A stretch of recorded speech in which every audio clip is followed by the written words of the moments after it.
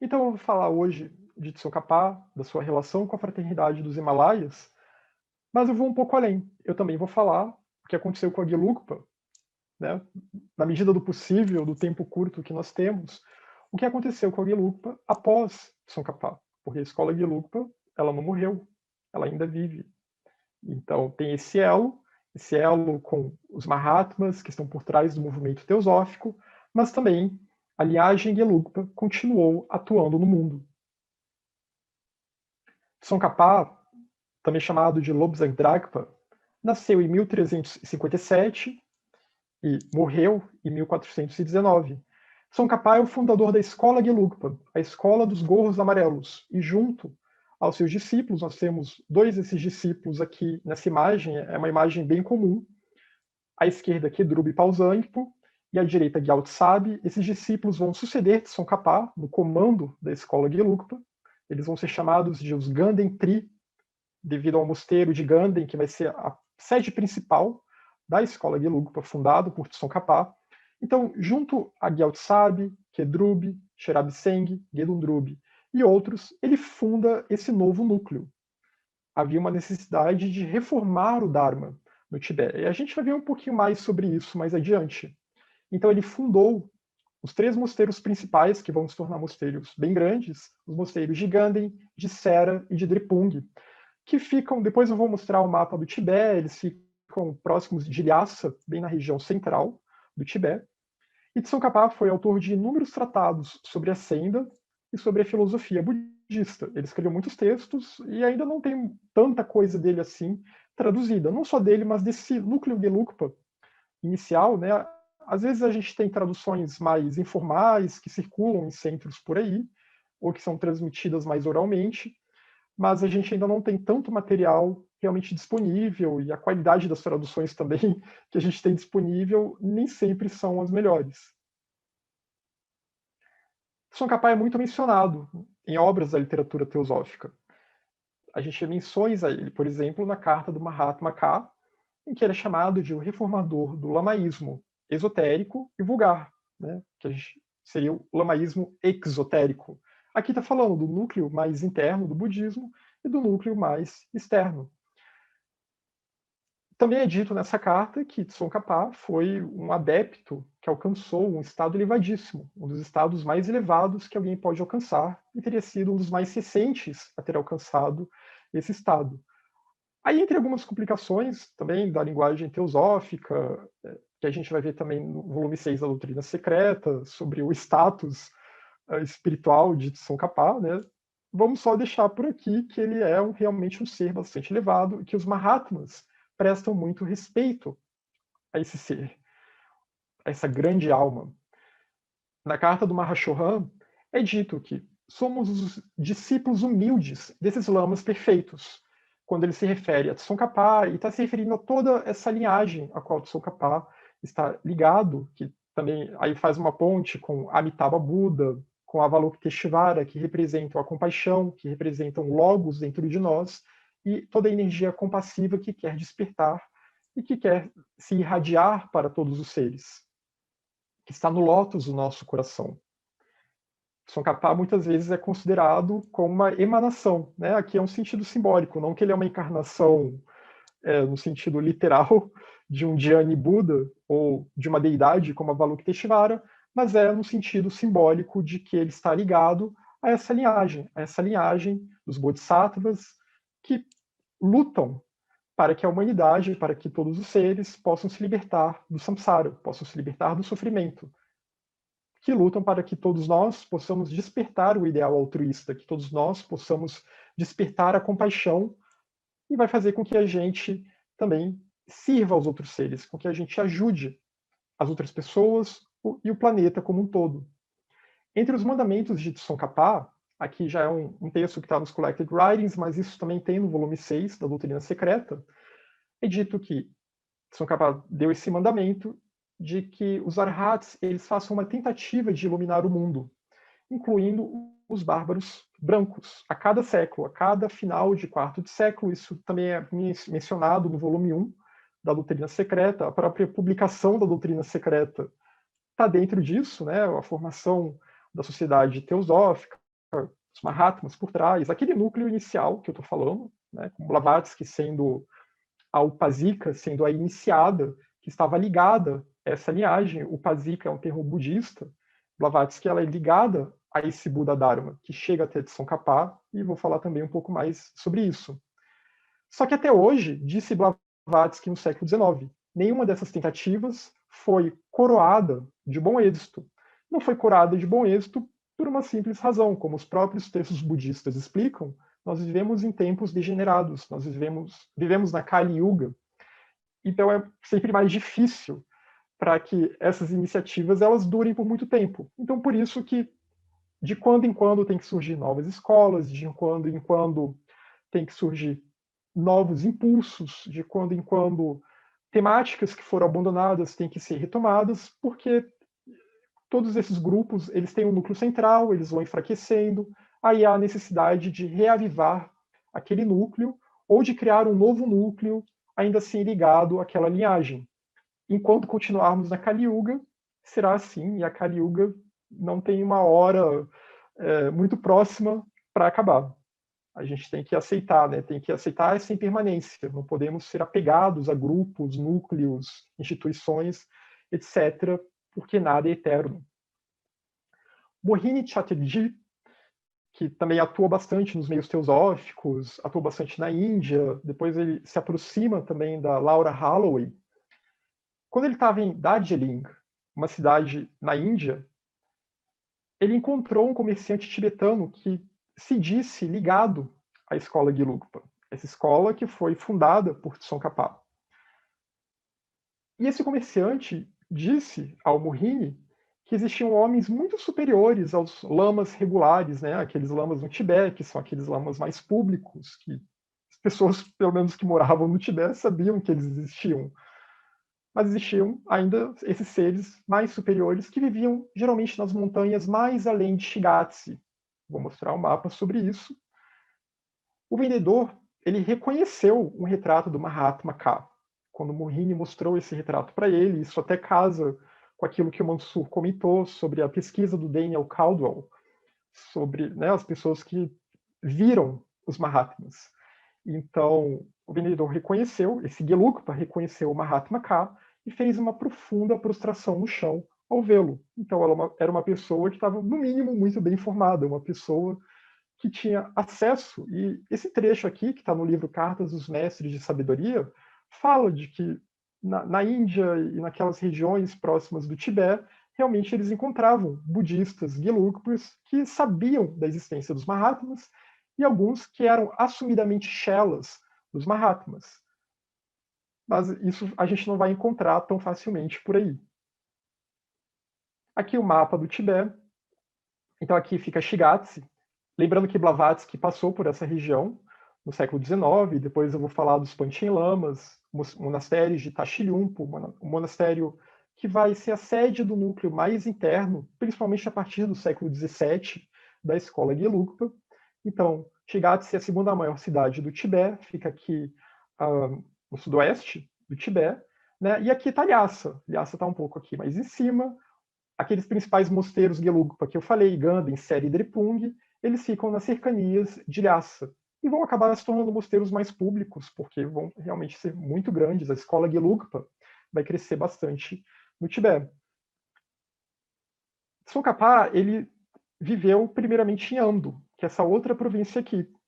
Ele foi educado no mosteiro da antiga escola Kadampa, e aí depois ele vai tentar retomar esse foco da escola Kadampa, formando esse núcleo, que é uma nova Kadampa. Não a nova Kadampa que existe atualmente, mas a nova Kadampa no sentido de uma escola que vai resgatar um foco que estava se perdendo, o foco na senda gradual, o foco no Lamrim, o foco na ética, o foco nas virtudes, o foco nos tantras idôneos.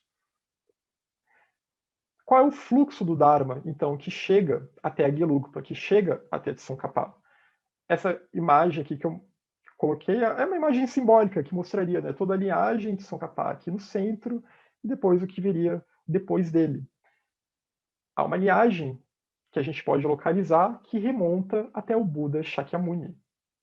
Essa linhagem vai passar por diferentes escolas. Tsongkhapa não brotou do nada. O núcleo Gelugpa não brotou do nada. Isso é muito importante a gente ter em mente, né? Porque às vezes a gente esquece no meio teosófico, a gente vê, por exemplo, o caso do Shankara, vê uma referência a ele e esquece que o Shankara teve um mestre, que ele teve discípulos, que ele também estava inserido numa linhagem. E Tsongkhapa é a mesma coisa.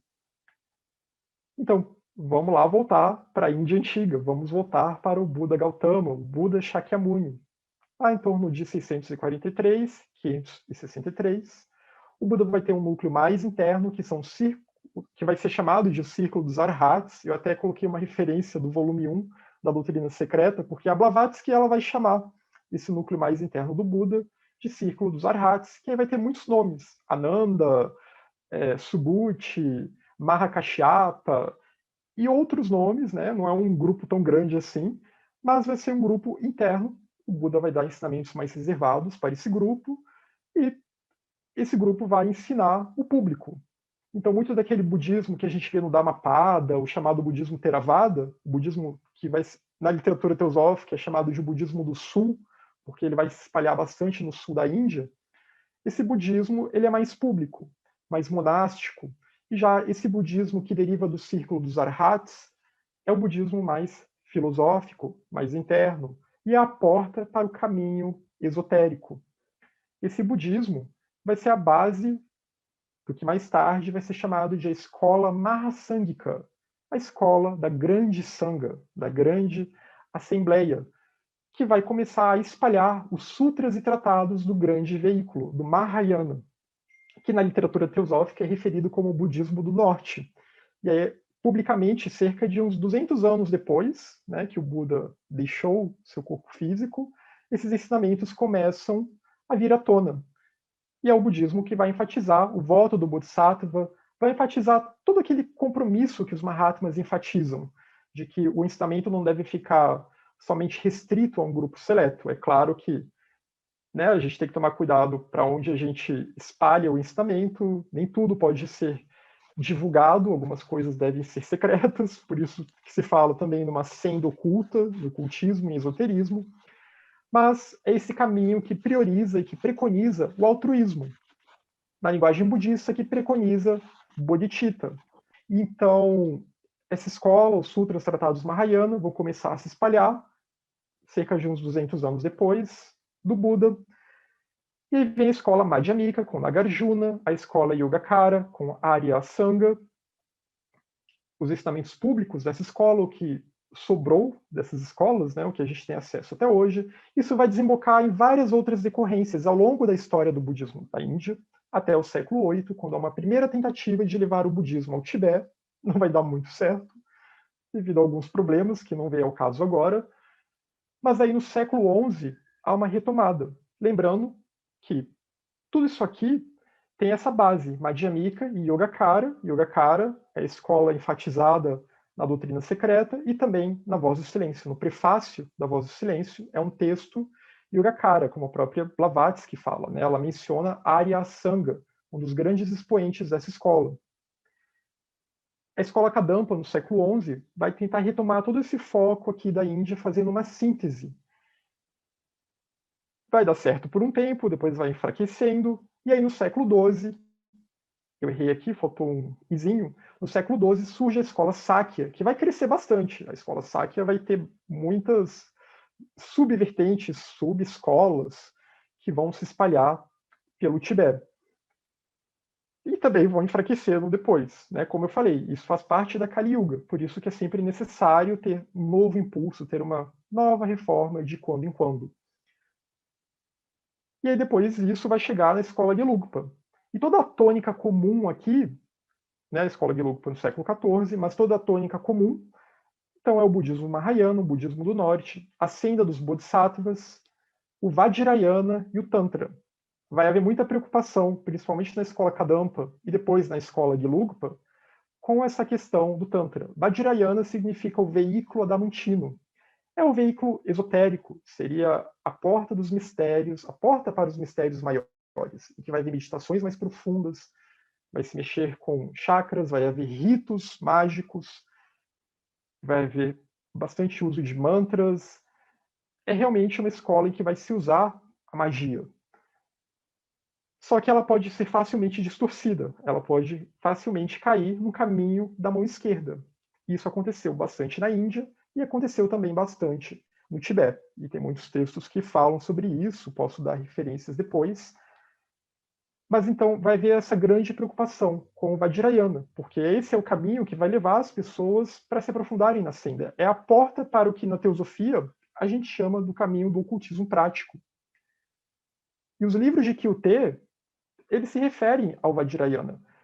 Kyuté é uma palavra, os livros de Kyuté, né, a doutrina secreta, as instâncias de Dzyan, melhor dizendo, fazem parte dessa coleção de Kyuté.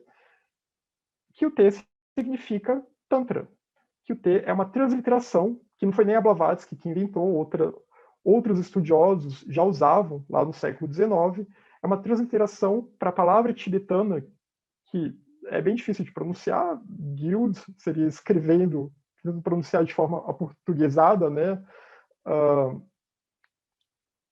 E vai conter todos os principais tantras dessa linhagem Kadampa Gelugpa. Então, o currículo Kadampa Gelugpa, aqui eu coloquei uma imagem de Atisha, porque Atisha é justamente alguém que Tsongkhapa vai se reportar bastante. Né? Ele deu o primeiro impulso de reforma do Dharma no Tibete, lá no século XI, e Tsongkhapa vai retomar esse impulso. A senda gradual ou graduada. Eles vão bater muito na tecla, que não existe um caminho súbito. A pessoa não se ilumina assim. Tem que ter uma senda com graduação, assim como a gente estuda na teosofia. Para que alguém chegue ao estado de Buda ou de Mahatma, há iniciações, há graus pelos quais a pessoa tem que passar. Vai haver os testes.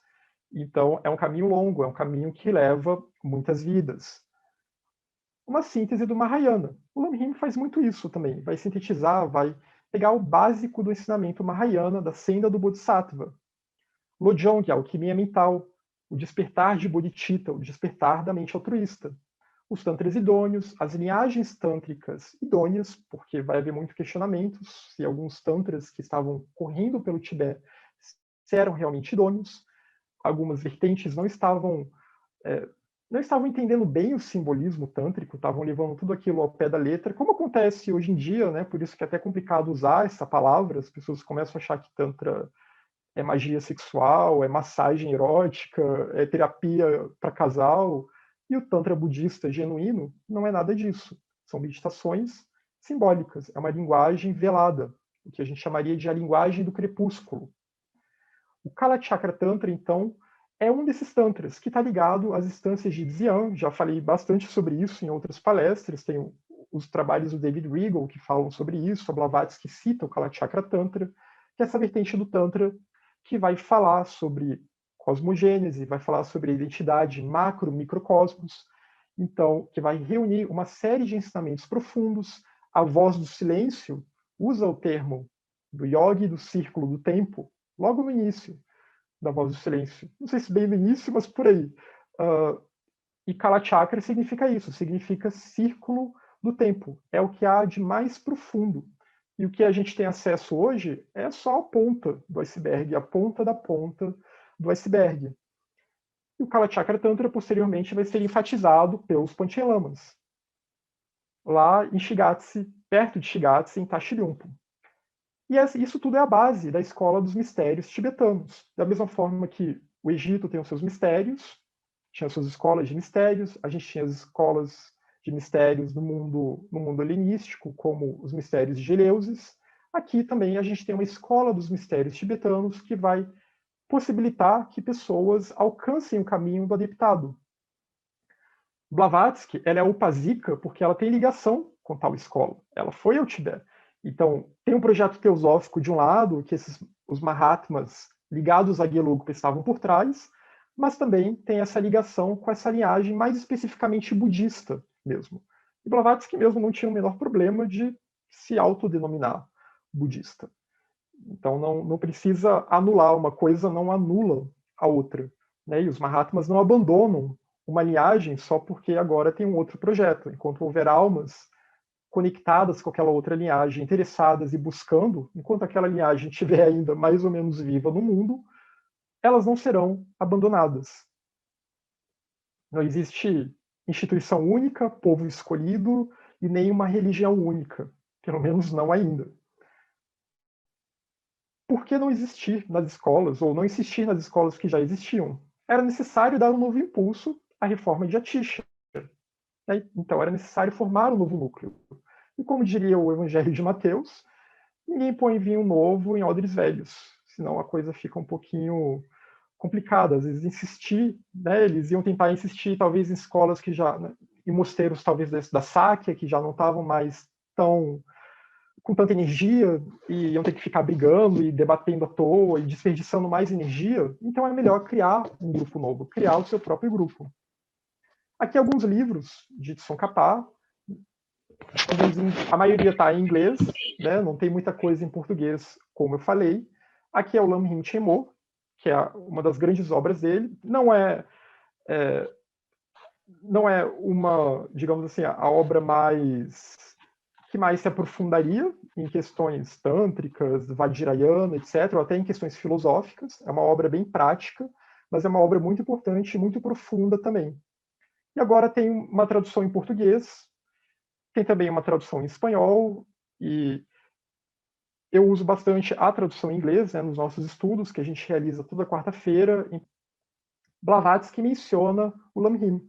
Antes que tu, instrutor, transmitas ao teu Lanu, ao discípulo, as palavras do Lamrim, ou permitas que ele se apronte para Dubjeb, para a cerimônia da iniciação, deverás cuidar para que a mente do Lanu esteja totalmente purificada, em paz com todos. A gente pode pensar nessa senda gradual como uma escada de ouro. Se os pés da pessoa não estiverem limpos, a pessoa vai escorregar e aí ela vai começar a cair pelos degraus, e isso não vai ser muito bom. Então, por isso que, até para que a pessoa realmente possa tentar adentrar essa senda que é uma graduação para se tornar um bodhisattva, um adepto no futuro, ela tem que estar com a mente, ela tem que se aprontar, ela tem que tentar ter uma mente limpa, tem que tentar estar em paz com seus colegas, com as outras pessoas, com seus colegas de grupo, de sangha, etc. Outro texto bastante famoso de Tsongkhapa, que tem tradução para o inglês, é os três aspectos da senda, os três principais aspectos da senda, em que ele resumiu bem sinteticamente a base do budismo Mahayana. A renúncia, né, o primeiro ponto de todos, renunciar aos nossos desejos egoístas, renunciar à nossa perspectiva egoísta de vida. Bodhicitta, a mente do despertar, o altruísmo, se comprometer a gerar essa mente do despertar, e se engajar no caminho, se engajar nessa senda gradual, justamente para gerar essa mente do despertar. E Prajna, a sabedoria que compreende o vazio de separatividade do eu e dos fenômenos, a sabedoria que compreende a interdependência. É dito na doutrina secreta, né, que a natureza odeia o vácuo. Não existe vácuo na natureza. Então, eu nunca traduzo shunyata em sânscrito como vacuidade, porque não é um vácuo. O vazio, que a escola madhyamika fala tanto, que Tsongkhapa vai dar muita ênfase a esse ensinamento, é uma questão de interdependência. Eu e os fenômenos somos todos interdependentes e as coisas elas não parecem ser o que elas são, porque a gente não consegue ver todas as camadas de partículas interdependentes que fazem com que os fenômenos surjam. Assim como a nossa personalidade, ela surge a partir de um conjunto de agregados e tendências que nós geramos ao longo de nossas vidas, por nossas ações, nossas interações com o meio, e nós vamos projetar uma sensação de eu a partir disso. Mas não é que seja uma negação da existência de tudo. Em termos relativos, as coisas elas existem, cada uma no seu quadrado, cada uma separada, mas em termos mais profundos, a gente vê que essa existência ela não é tão fixa assim. Tudo existe só de forma interdependente. O Lamrim Chenmo vai cobrir muitos temas, até comuns que a gente vê tanto no ocultismo prático, na Voz do Silêncio, Luz no Caminho. Então é realmente um texto muito útil para que estudantes de teosofia o leiam também. Saber ouvir, por exemplo, né? O Luz no Caminho fala disso, a Voz do Silêncio também fala disso. Antes de falar, a gente tem que aprender a ouvir, tem que aprender a refletir. Saber reconhecer um guru idôneo, não aceitar qualquer ensinamento, é uma máxima bem comum no budismo, né? Primeiro a gente tem que avaliar se esse guru, por exemplo, de Tsongkhapa, ou o que quer que seja, esse ensinamento com o qual a gente está entrando em contato, se ele vem de uma linhagem idônea, realmente, para a gente não se envolver com uma egrégora, ou em termos budistas, para a gente não entrar numa mandala que está corrompida. A meditação shamatha, a meditação da tranquilização mental, estabilizar a mente num objeto virtuoso da meditação. A meditação vipassiana, a meditação analítica, fazer a análise de um objeto virtuoso de meditação, de um tópico de meditação. Então, a meditação aqui, né, não tem problema em usar o pensamento. Vai usar o pensamento até que a gente consiga alcançar um grau mais intuitivo da nossa mente. Mas primeiro a gente tem que condicionar os nossos pensamentos, tem que aprender a controlar a nossa mente. Refletir e meditar sobre a morte, a impermanência, é um tópico muito comum em toda a literatura budista. Renunciar aos desejos mundanos, renunciar ao egoísmo, a renúncia, de novo. O compromisso de bodhicitta, o voto do bodhisattva, que é esse compromisso com o altruísmo. Engajar-se nas 6 virtudes, nas chamadas paramitas, que a gente vê na Voz do Silêncio como 7, né? Porque aí eles acrescentaram a renúncia, ou desapego, vairagya, como uma paramita. A gente vê variações em textos budistas, às vezes são 7, às vezes 6, às vezes 10, mas o mais comum é que sejam 6. Dana, a generosidade. Shila, a harmonia entre pensamento, palavra e ação. Ser coerente com o Dharma, né? Aquela ética que é o ethos profundo, como a Josi tocou nesse assunto na palestra dela, né? Não é ética no sentido de moral ou de seguir costumes, mas de realmente estarmos afinados com a nossa natureza mais interior, mais elevada, com o fogo logos, numa outra linguagem. Kshanti, serenidade, a paciência com os altos e baixos da vida. Virya, a bravura, o entusiasmo, a alegria de seguir em frente, a alegria de se engajar nas virtudes.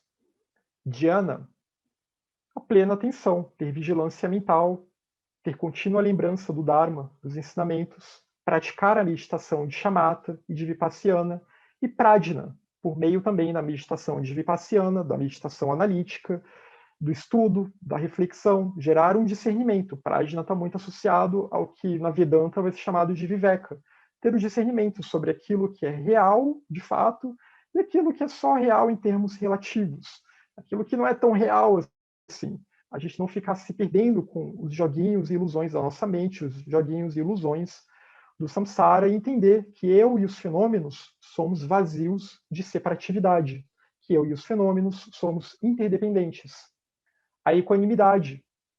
Todos os seres buscam a felicidade, buscam evitar o sofrimento. Estamos todos no mesmo barco, então vamos tentar evitar nos colocarmos acima ou abaixo dos outros. E aí, realizar Lojong, a alquimia mental.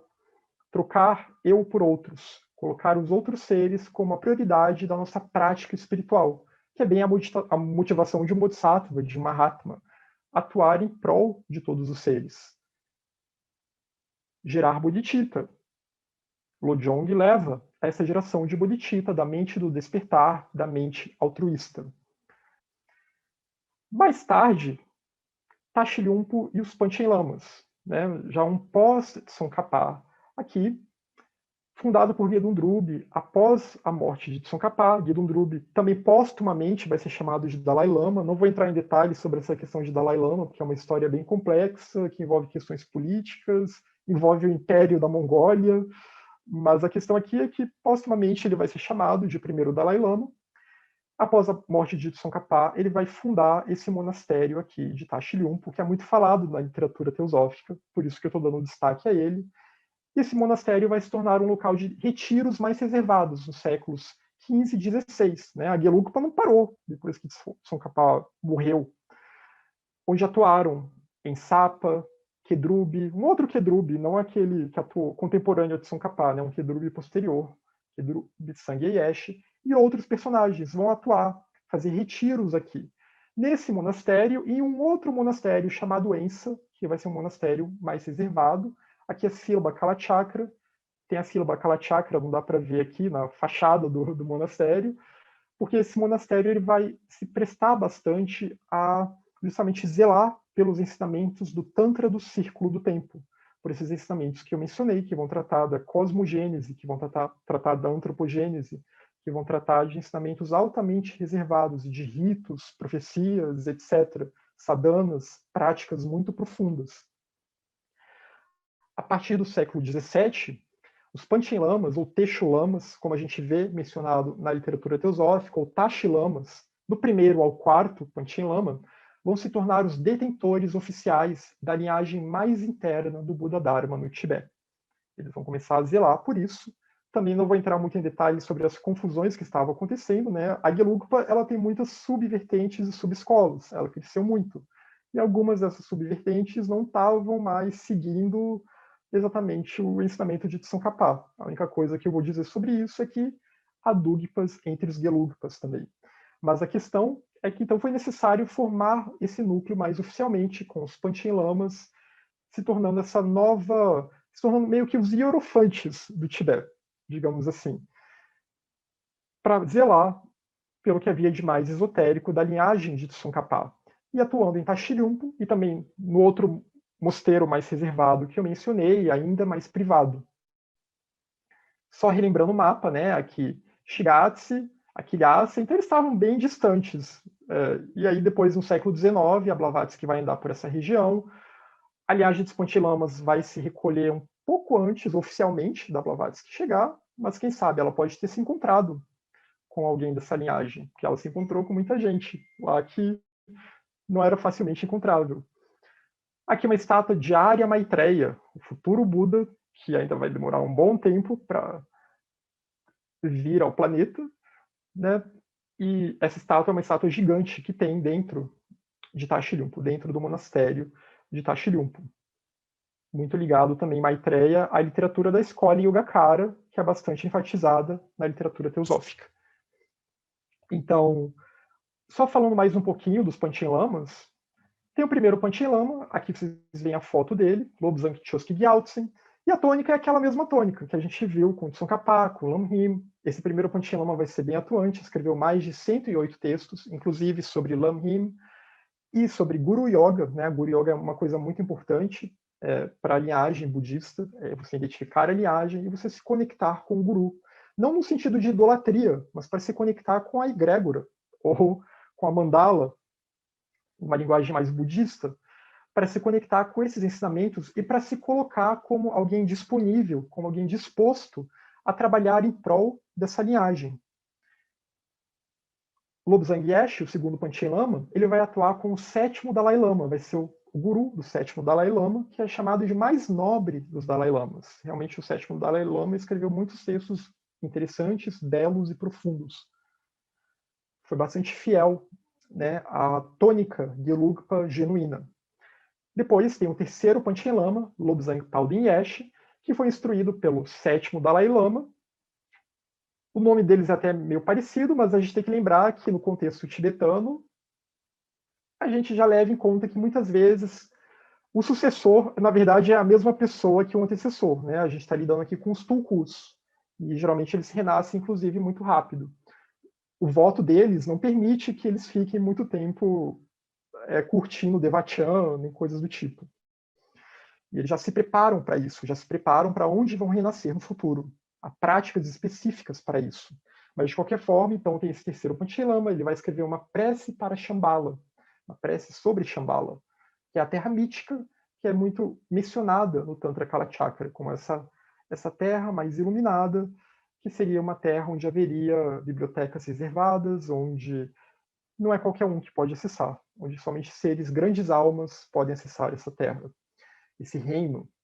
Palden Tenpai Nyima foi o quarto Panchen Lama, e após ele, essa linhagem central, ela se recolhe, porque vai começar a ter problemas com o quinto Panchen Lama, nem coloquei o nome dele aqui, vai começar a ter interferências não gelugpas, interferências dugpas, e também vai começar a ter problemas políticos com a China, que já estava começando a ficar mais de olho no Tibete. Essa história Tibete-China é muito complicada, tem vários lados aí da questão, também não vou me atentar a isso, né, nem domino a complexidade desse conflito político. No futuro próximo, aqui é a Mandala Kalachakra, e no futuro próximo será publicado o livro Panchen Lamas do Tibete e o Colégio Invisível do Dharma, pela editora Garba Lux. Então, a nossa editora aqui em Brasília, né, vinculada ao Instituto Garba, e ao Instituto Lux, em São Paulo. Então, em breve haverá esse livro do Alberto Brum sobre essa questão. No século pós-Blavatsky, eu falei que a Blavatsky andou por lá, por Shigatse, mas pós-Blavatsky também, uma aluna de Blavatsky, que fez parte do grupo interno, né, e o grupo interno era aquele grupo que tinha 12, além da Blavatsky, 6 homens e 6 mulheres, a Alice Clayder. E a Alice Clayder, ela, depois que a Blavatsky morre, algum tempo depois, alguns anos depois, ela vai para a Ásia. Ela vai morar na Índia com o filho dela e com um outro estudante de budismo, Basil Crump, e juntos eles vão se encontrar com o Panchen Lama na China. Esse aqui já é o 6º Panchen Lama. Ela se encontra com o 6º Panchen Lama, o secretário do 6º Panchen Lama, e esse Panchen Lama vai endossar a edição chinesa da Voz do Silêncio. Ele e o seu secretário, eles vão escrever sobre isso no prefácio da edição chinesa, que acho que foi publicada... Agora eu não posso estar confundindo a data, acho que 1927, talvez. Posso estar confundido aí. Foi por aí. E vai ser dito, né, que é a primeira exposição genuína do budismo Mahayana no Ocidente. Porque muita gente acusava a Blavatsky de ter inventado aquele texto, né, de que ela nunca esteve no Tibete, etc. Esse 6º Panchen Lama, ele faz uma tentativa, ele começa de se reconectar com aquela linhagem mais interna, ele começa a dar transmissões mais públicas do Kala Chakra, na China também, em regiões próximas do Tibete. Mas a situação política já estava bastante complicada naquela época, e aí depois que o Tibete e a China viram uma coisa só, o 7º Panchen Lama, nem tem um 7º Panchen Lama, né? Depois a China começa a nomear os Panchen Lamas, o governo chinês, e aí as coisas já vão ficando mais complicadas. A Alice Clayder também, ela e essa comitiva dela, o filho dela, o Basil Crump, eles também estiveram num grupo em Bodh Gaya, acho que talvez em 1920, por aí. Eles foram... Foi um grupo que, de certa forma, continha alguns dos primeiros ocidentais que tomou votos budistas, que realmente tomaram refúgio no budismo na escola Gelugpa, na linhagem de Tsongkhapa. Então ela ficou muito ligada a isso. E ela, inclusive, escreveu um livro também, esse livro aqui, Buddhism, The Science of Life, que ela escreveu, relatando um pouco das viagens também que eles fizeram pela Ásia. Mas também, nesse período do século XIX, mas para o final do século XIX e até quase meados do século XX, tinha um outro personagem que estava atuando, que era o Pabonka Rinpoche, que também vai atuar bastante, retomando a ênfase no Lamrim, a ênfase na senda gradual. Pabonka vai ter um discípulo chamado Trijanga Rinpoche, e esse nome aqui ele vale ser destacado, porque é um nome que vai ser muito atuante no Ocidente mais tarde. Já vou chegar lá. Porque agora a gente vai dar um salto, né? A gente foi para o século XIX, início aqui do século XX,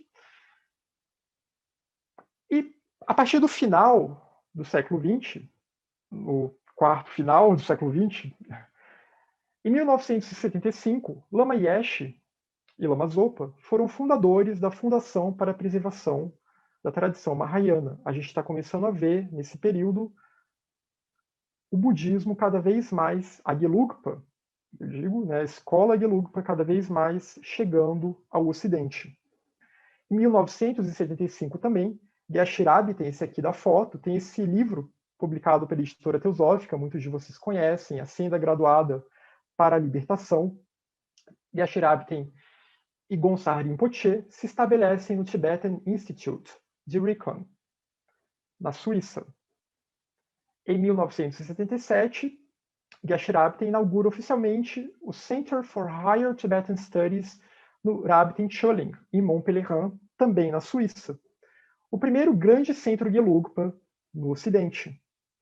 E alguns de nós estivemos nesse centro, né? Eu visitei esse centro em 2016. A Alaya e a Jane estiveram nesse centro em 2003. E, se eu não me engano, o Alberto esteve em 2004. Então, nós já também fizemos alguns estudos nesse centro. Em 1968, Geshe Rabten vai visitar o Centro Gelugpa, aberto por Lama Zopa, em Madison, Wisconsin. Em 1981, houve a primeira transmissão pública do Kala Chakra no Ocidente, neste mesmo centro também, em Madison, Wisconsin, que contou com a presença do Dalai Lama atual. E, ao mesmo tempo, Trijang Rinpoche e seus discípulos vão atuar bastante no Ocidente. Trijang Rinpoche e alguns dos seus discípulos que estão aqui, Lama Dagon Kyabje Rinpoche, Lama Zong, Lhasa Rinpoche, o próprio Lama Yeshe, que eu citei anteriormente, que foi um dos fundadores da Fundação da Preservação da Tradição Mahayana. Tem até um livrinho dele, acho que já deve estar esgotado, eu acho que é a Energia da Sabedoria, se eu não me engano. Mas, de qualquer forma, tem outro livro dele também, que acho que é A Chama Interior, alguma coisa assim, que vocês podem encontrar aí nos sebos da vida. Mas, de qualquer forma, então, Trijang e esses discípulos vão ter uma forte atuação em transmitir o Dharma Gelugpa para ocidentais, no Ocidente também. O Lama Dagon, que foi aquele que eu mostrei, esse aqui, né, um discípulo de Trijang, ele foi abade do Colégio Tântrico de Gyumé e em 1991 ele passou a dar instruções orais sobre as obras de Tsongkhapa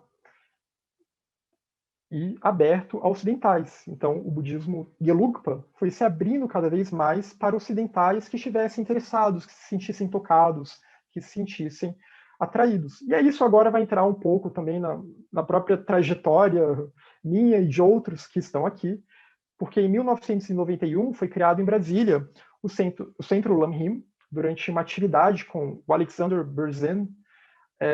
O Berzin, ele escreveu bastante sobre Kalachakra e outros assuntos budistas. Ele tem um site que tem muitas traduções. E o Berzin atuou bastante com um Geshe chamado Geshe Dargyei. Berzin era tradutor desse Geshe. Geshe seria como que um doutor em filosofia budista, né? Na estrutura Gelugpa, faltou especificar, tem os noviços, os lamas, os noviços, os monges, aqueles que são mais ouvintes, e aí tem os lamas, tem os geshes, que são como doutores, tem os lamas, que já são aqueles que já se aprofundaram no Vajrayana, no Tantra, e depois tem Rinpoche, que é um título que deveria ser dado somente a lamas elevadíssimos, mas hoje em dia as pessoas não respeitam muito essa graduação que o Tsongkhapa estabeleceu. Mas, de qualquer forma, isso foi só uma breve digressão. Então, o nome do centro, né, esse Centro Lamrim, que foi fundado pelo Alberto Brum, pela Jane, que está aqui, a Laia participava, eu também, não nessa época ainda. Esse centro ele teve esse nome como uma sugestão do Geshe Dargyei.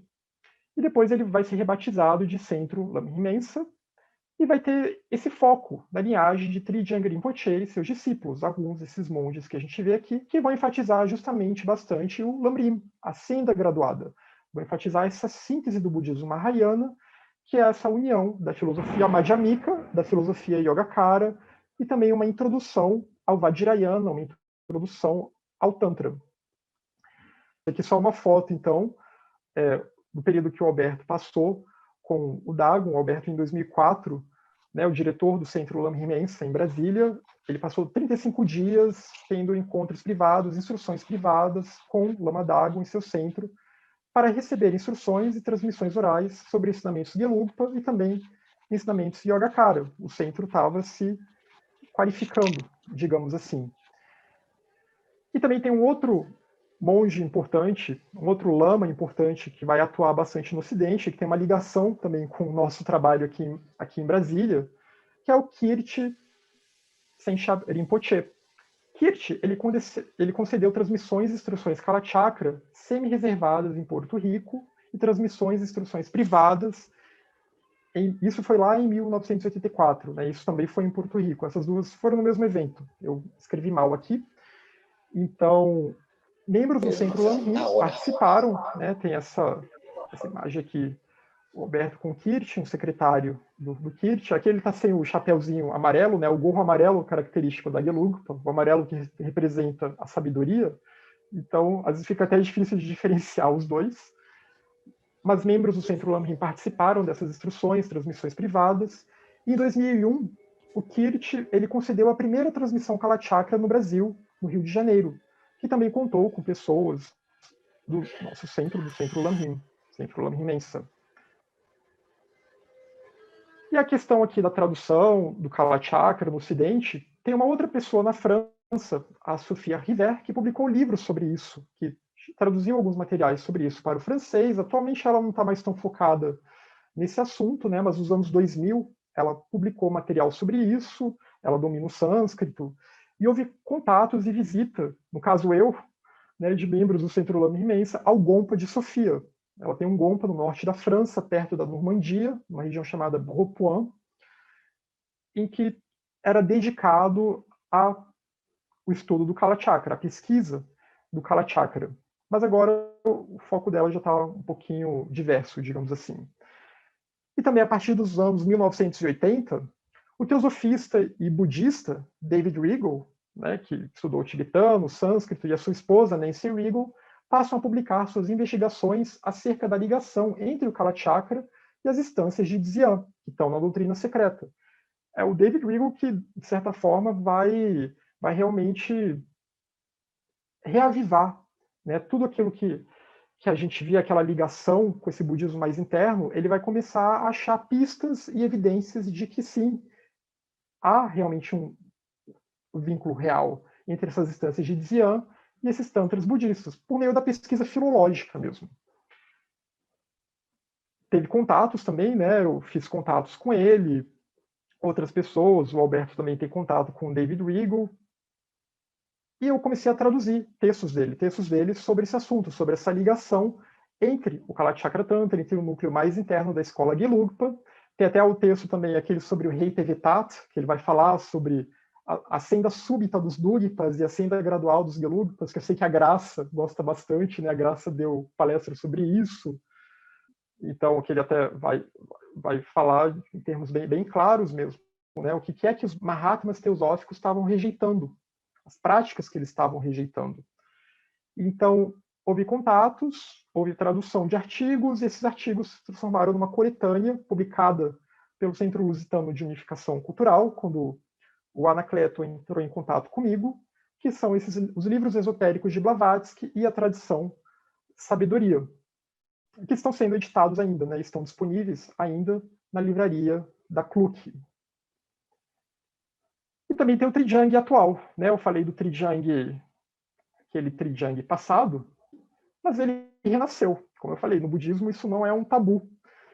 Se a pessoa tem um compromisso de renascer rápido, ela vai renascer rápido. É claro que às vezes tem erros, tem problemas nesse reconhecimento dos tulkus, mas em geral é um processo bastante rígido.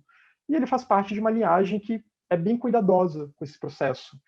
Então, tem aquele outro guru dele, o Pabonka, que eu mencionei, também já está renascido atualmente, reside em Katmandu, no Nepal.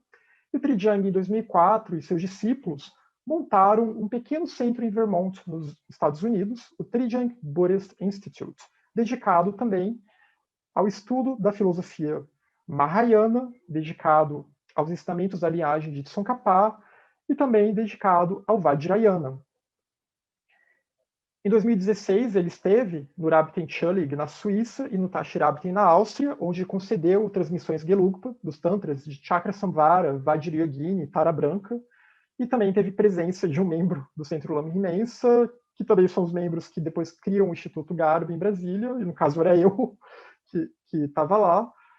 E Trijang também enfatiza bastante, como eu falei, o Lamrim, né, ele editou, trabalhou na edição em inglês do Lamrim, do guru dele, na vida passada, que é o Pabonka, e que hoje eles também são muito próximos, que é esse texto, Liberation in the Palm of Your Hand, liberação na palma da sua mão, que é um Lamrim em que o Pabonka comenta o Lamrim Chenmo de Tsongkhapa, é um texto bem extenso também, e foi publicado em inglês em 1988. Então o Trijang estava até bem jovem ainda nessa época, né? Ele estava envolvido meio que entre aspas. Aqui o Lama Dagon e o Lama Trijang, né? O Lama Dagon que eu falei, que também deu transmissões ao Alberto e foi importante também para o estabelecimento do Centro Lamrim aqui em Brasília, para esse foco nos estudos Gelugpa. Aqui uma foto do altar que tem no Rabten Chulig, na Suíça, em Montpellier. Então, esses altares Gelugpa, eles são sempre assim, né? Tudo muito amarelo ou dourado. Aqui tem o Buda no centro, claro, o Buda Shakyamuni. Aqui tem Tsongkhapa, né? Porque afinal é uma linhagem que está ligada a Tsongkhapa. A escola foi fundada por Tsongkhapa. E aqui é Tara Branca, que é uma prática bastante enfatizada também. né, a prática de tara branca e tara verde. E essas são as únicas cores de taras que são enfatizadas na linhagem Gelugpa. Aqui uma foto, né? Não podia ficar tirando muita foto, até porque isso não era a base, não era o foco do evento, ficar tirando selfie. Mas aqui uma foto de quando eu estive lá na Suíça, da transmissão, um momento aí que teve um intervalo, e algumas pessoas tiraram foto. Foi um evento grande, acho que devia ter quase umas 300 pessoas, foi uma transmissão muito grande, mas que foi muito intensa, né? Tinha uma energia muito poderosa no ar. E aqui também o Trijang, também no mesmo evento, né? E aqui o Gonçalo Rinpoche, que é o atual abade, também com o gorro amarelo, bem característico, né? Bem característico da escola Gelugpa. Ele é o abade desse mosteiro na Suíça, que é o Rabten-Schöllig. Aqui uma foto da fachada do mosteiro. E o que eu só queria mostrar com isso não era nem tanto para bombardear vocês com tantos nomes, mas era para deixar algumas pistas e para que a gente não achasse de que a Gelugpa morreu depois de Tsongkhapa, ou outras coisas que surgiram, né, nesses vários quartos finais de séculos que se passaram, fizeram com que a Gelugpa fosse abandonada. A Gelugpa, ela vive, e aqueles que se sentem tocados por essa linhagem, que se sentem tocados por esses ensinamentos, podem buscar. Eu dei aqui algumas referências, né, para quem se interessar. Então, para quem se interessar, os ensinamentos, não aqueles ensinamentos que estão reservados dos Panchen Lamas, isso realmente está bem recolhido, mas essa parte mais pública e semi-reservada, ela está disponível. E aqui em Brasília, a nossa editora Garbalux, né, em parceria, o Centro Lama Rimensa agora está em São Paulo, no interior de São Paulo, então em parceria com o Centro Lama Rimensa, a gente está se prestando à tradução e à publicação de textos relacionados a essa linhagem, possivelmente já esse ano, como até mencionei, aquele texto sobre os Panchen Lamas, e vários outros textos por aí do Mahayana que já foram traduzidos, estão em revisão e vão começar a sair. Então, para quem se interessa, em breve também a gente vai começar a ter mais material em português, o que é essencial, né? E esses materiais têm que ser traduzidos com muito cuidado, tem que ter um bom entendimento e uma boa base da filosofia budista, tem que realmente pesquisar a linhagem, preferencialmente praticar esses ensinamentos, ter recebido transmissões de uma linhagem idônea, porque se for traduzir só no Google, quem acha que pode traduzir Lam Rinpoche no Google Tradutor, está cometendo um crime. Sinto muito. Então é isso. A Gelugpa vive e quem estiver interessado que possa estar aberto, né, a buscar a senda gradual, o Lamrim, essa escada de ouro, a linhagem de Tsongkhapa. Para mais referências, deixo aqui o site do Instituto Garba, que fala um pouquinho mais sobre essa ligação de Blavatsky com a linhagem de Tsongkhapa, a escola Gelugpa. E para fechar, o mantra da compaixão, o mantra de Avalokiteshvara, que é a energia da compaixão, que é a energia, numa linguagem ocidental, do Cristo dentro de nós, do Logos dentro de nós, possa irradiar para o benefício de todos os seres. Que a energia da nossa natureza Buda possa irradiar para beneficiar todos os seres. Om Mani Padme Hum. E aqui uma imagem de Avalokiteshvara com seus 1000 braços zelando pelo bem-estar de todos os seres.